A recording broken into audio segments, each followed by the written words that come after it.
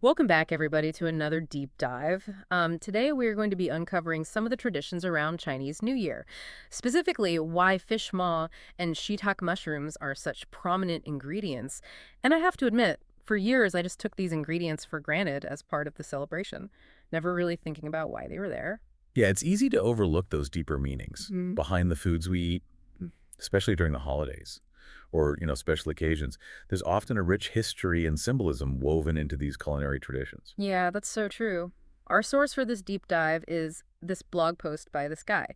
He describes himself as an old software plumber, but he also writes about everything under the sun, gardening to fish keeping, Yeah. and he even posted this photo of dried fish maw and mushrooms from his local market, mentioning how popular they are right now with the new year coming up. Makes sense. Many cultures attach symbolic meanings to foods, especially during holidays or special occasions. It's a way of connecting the physical act of eating with abstract concepts. Okay, I get that there's symbolism in food, but could you elaborate a bit more on that? What do you mean by connecting the physical with the abstract? Well, think about it this way. Food is essential for survival, but it can also be a powerful symbol. By incorporating specific ingredients into holiday meals, people express hopes for things like luck, prosperity, or family unity. It's a way of imbuing the meal with an extra layer of meaning. Interesting. So it's not just about filling our stomachs, it's about nourishing our hopes and aspirations for the year ahead. Exactly. And that brings us back to our fish maw and mushrooms. Right. Okay, so I know that shiitake mushrooms are called fragrant luck in Chinese, which makes sense given their aroma, but I'm completely clueless about the fish maw. Well, fish maw, or yu in Mhm. Chinese, sounds very similar to hu, also pronounced yu biao, which means abundance or surplus. So eating fish maw during Chinese New Year is believed to bring prosperity in the coming year. So it's like a built-in good luck charm, just by the way it sounds. That's pretty clever. It is. And you know what I find fascinating?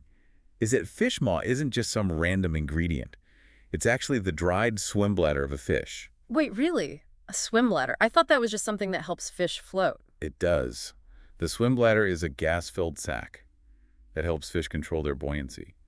But in Chinese cuisine, this seemingly ordinary organ is transformed into a delicacy that symbolizes prosperity. That is wild. I had no idea. So by eating fish maw and shiitake mushrooms together, you're essentially getting a double dose of good fortune for the new year. You could say that. The combination of prosperity and good luck is considered particularly auspicious, especially during Chinese New Year, symbolizing a desire for a bountiful and lucky year ahead. That's incredible. I'm starting to see these ingredients in a whole new light. They're not just food. They're like edible expressions of hope and good wishes for the future. Exactly. And I think it raises an interesting question about how these symbolic meanings are passed down through generations. Even within Chinese culture, I've met people who couldn't explain why they use fish maw. They just knew it was tradition. It's like inheriting these cultural practices without always knowing the why behind them, but they still become part of our identity and how we celebrate. It speaks to the enduring power of tradition and how deeply ingrained food symbolism is in many cultures. Thinking about how commonplace these ingredients are in markets right now, with the Chinese New Year just around the corner, it really makes you wonder. What's fascinating here is that these seemingly ordinary ingredients, fish, maw, and mushrooms, are suddenly elevated to something so much more. They become imbued with all this cultural weight and meaning, connecting people to their heritage and shared aspirations for the new year. It's a powerful example of how food can transcend its physical form and become a vehicle for cultural expression. Okay, you're right. That's a really insightful way to put it. But I am still stuck on this whole swim bladder thing. You mentioned it's a delicacy. But how did people even come up with the idea of eating a dried fish organ in the first Well, place? that's a great question. It really speaks to how resourceful people can be when it comes to food, especially in times of scarcity. I mean, think about it. It does seem like a leap going from fish organ to delicacy. But I guess if something's been a tradition for centuries, it must have some appeal, right? You're exactly right. And, the preparation of fish maw really speaks to how much thought and care goes into these symbolic foods. Oh, tell me more about that. What's involved in actually getting fish maw ready to eat? Well, first, you have to rehydrate the dried fish maw, soaking it for hours, sometimes even overnight. It softens the texture and helps it regain its original size and shape. Then comes the trimming and cleaning. removing any impurities before it's finally simmered in broth for hours, to further soften it and infuse it with flavor. Wow, so it's quite a process. And all that before you even start cooking with it. What about the shiitake mushrooms? Are they as labor-intensive to prepare? Thankfully, no. Shiitake mushrooms are much more straightforward. You typically just remove the stems and then slice or keep the caps whole, depending on the recipe. Okay, that makes sense. So once you've got your fish maw prepped and your mushrooms ready to go, how do they typically make their way into Chinese New Year dishes? What are some of the classic combinations? Well, one of the most iconic dishes is actually vegetarian. It's called Buddha's Delight, or Jai, and features a mix of vegetables, tofu, Mm-hmm. and often both fish maw and shiitake mushrooms. Buddha's Delight. That sounds intriguing. Is there a story behind the name? There is. It's believed that the dish was created by Buddhist monks who wanted to make a meal that was both delicious and symbolically rich. By including ingredients like fish maw and shiitake mushrooms, they were representing abundance, prosperity, and good fortune, all very auspicious themes, especially for the new year. So it's like a vegetarian feast fit for a deity, packed with good luck symbolism. But I'm guessing Buddha's Delight isn't the only dish that brings these two lucky ingredients together, right? Right. Another popular choice is a braised pork belly dish, where fish maw and shiitake mushrooms are cooked alongside the meat. They soak up those rich, savory flavors, making for a truly decadent and auspicious dish. Okay, now that one sounds seriously delicious. I can practically taste the tender pork belly, the earthy mushrooms, and the melt-in-your-mouth fish maw. But what makes this dish particularly fitting for Chinese New Year? Well, in Chinese culture, pork belly is often associated with abundance and wealth. So when you add in the fish maw and shiitake mushrooms, with their own layers of prosperity and good luck symbolism, it creates a very powerful statement about the hopes for the coming year. It's like eating your wishes for a prosperous and lucky year. But let's zoom out a bit. This whole episode has been about Chinese New Year traditions, but I'm curious, are fish maw and shiitake mushrooms used in other cultures as well? Absolutely. While they're prominent in Chinese cuisine, they're also found in other Asian culinary traditions. Ooh. For instance, in Japan, fish maw is often included in osekyori, which is a special multi-course meal enjoyed during the New Year celebration. So the idea of fish maw as a good luck food travels well. I wonder if the Japanese preparation is similar to the Chinese method we talked about earlier. There are definitely similarities in the way it's prepared, with an emphasis on rehydration and slow simmering to achieve that desired soft, gelatinous texture. And the symbolism is also quite similar, focusing on wishes for prosperity and good fortune in the coming year. It's amazing how certain ingredients can hold such similar meanings across different cultures, even if the specific preparations or dishes vary. And what about the shiitake mushrooms? Do they have a place in Japanese cuisine as well? Oh, absolutely. Shiitake mushrooms are highly valued in Japan, both for their culinary and medicinal uses. They feature prominently in many dishes, from soups and stews to grilled skewers and stir-fries. So there really are a global culinary superstar. And speaking of superstars, let's not forget about Korean cuisine. I know they use shiitake mushrooms quite a bit too, right? You're right. And one of the most interesting ways they incorporate shiitake mushrooms is in a seaweed soup called miyeokguk. It's traditionally eaten on birthdays and during the postpartum period for its restorative properties. A seaweed soup with mushrooms. That's a new one for me. What's the significance of seaweed soup in Korean culture?